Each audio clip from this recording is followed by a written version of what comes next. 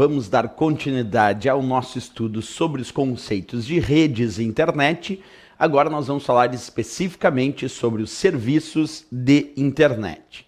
Bem, quando falamos sobre serviços que podem ser usados na internet, nós podemos começar com atualmente o mais famoso dos serviços da internet, que é a www, que também pode ser chamada de World Wide Web, ou simplesmente web.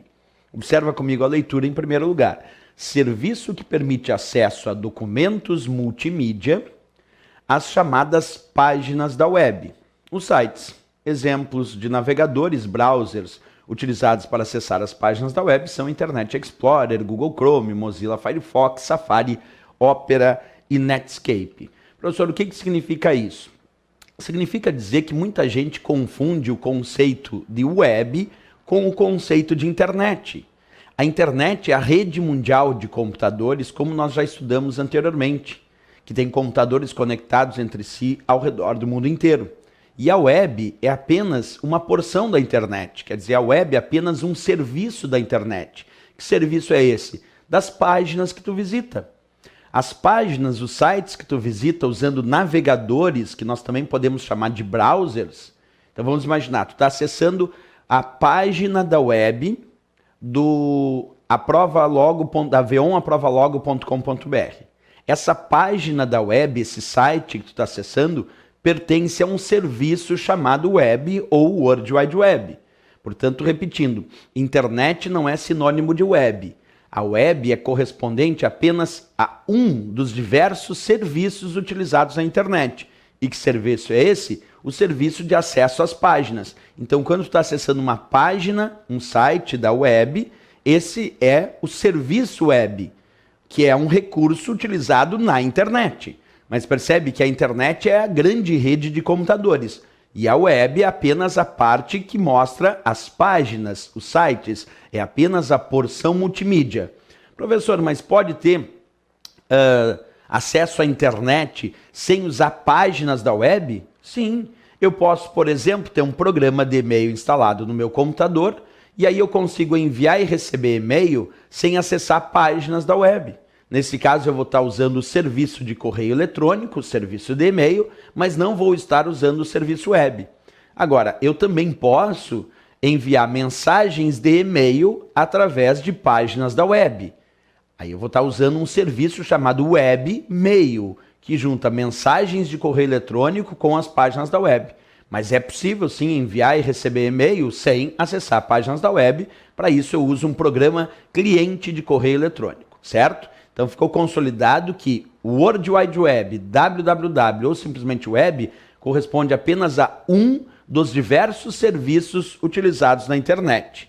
Professor, me mostra então outro serviço. O serviço de correio eletrônico que eu acabei de comentar. O serviço de e-mail, que é o serviço de envio e recebimento de mensagens de correio eletrônico. Exemplos de programas clientes de e-mail que tu pode instalar no teu computador.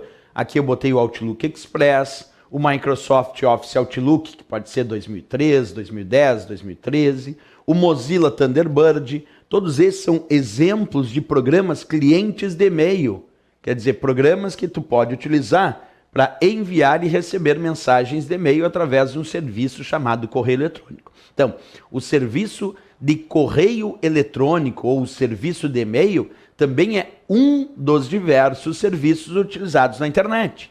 Então percebe que até agora nós temos, do que eu expliquei até então, nós temos a internet como sendo essa grande rede mundial de computadores, só que dentro da internet nós temos vários serviços, entre eles o serviço de acesso às páginas, conhecido como web, e o serviço de envio e recebimento de correio eletrônico, chamado e-mail. E para isso, vou repetir, eu posso usar programas de e-mail, clientes instalados no meu computador, enviar, receber, armazenar e organizar mensagens de e-mail sem necessariamente ou sem obrigatoriamente ter que acessar páginas da web. Porque se eu for enviar e receber e-mail através das páginas da web, esse serviço é outro, é chamado de webmail, certo? Perfeito. Então já vimos dois serviços aí muito utilizados na internet. Vamos para outro. Serviço chamado chat.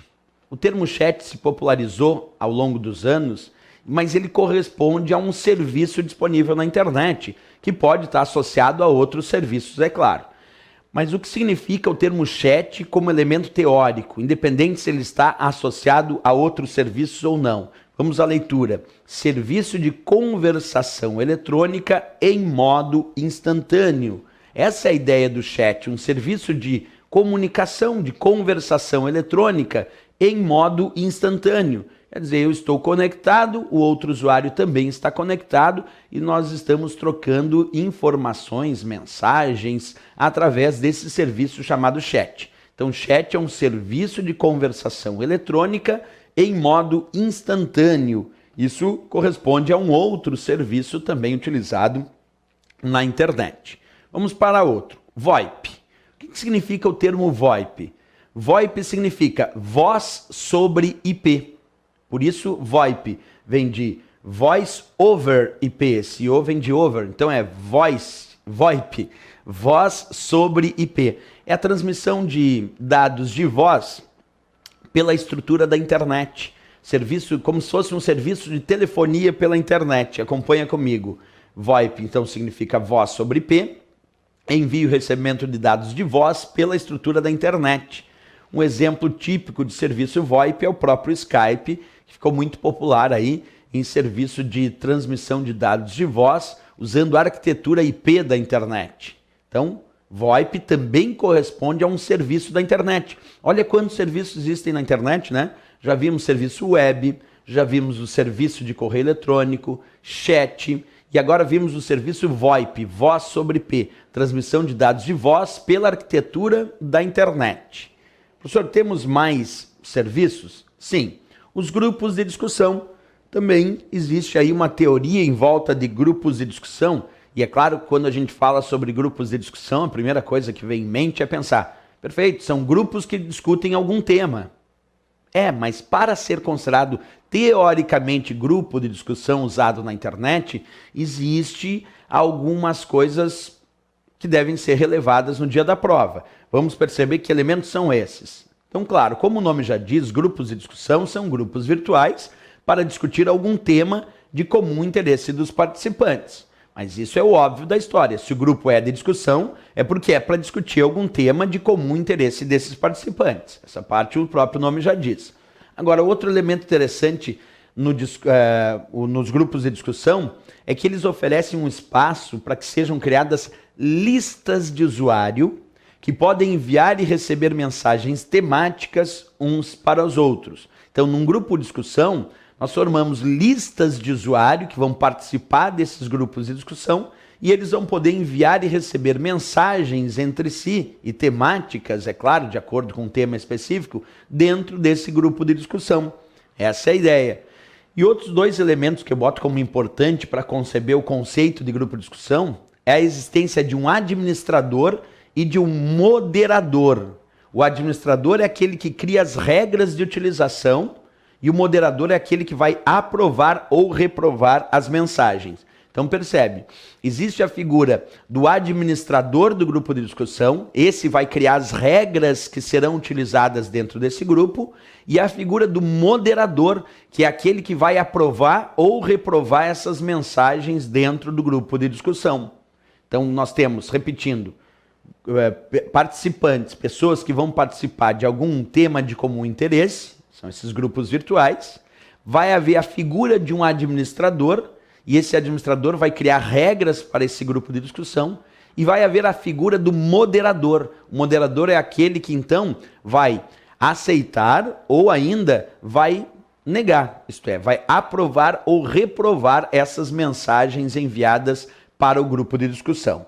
Nós temos vários exemplos de grupos de discussões que podem ser utilizados na internet. Aqui eu boto alguns só para ilustrar. O Yahoo Grupos, o Google Grupos, o grupos.com.br, são todos exemplos de serviços de grupo de discussão que nós temos na internet e que as pessoas podem se inscrever para criar os seus próprios grupos de discussão, certo? Então isso também corresponde a serviço de internet.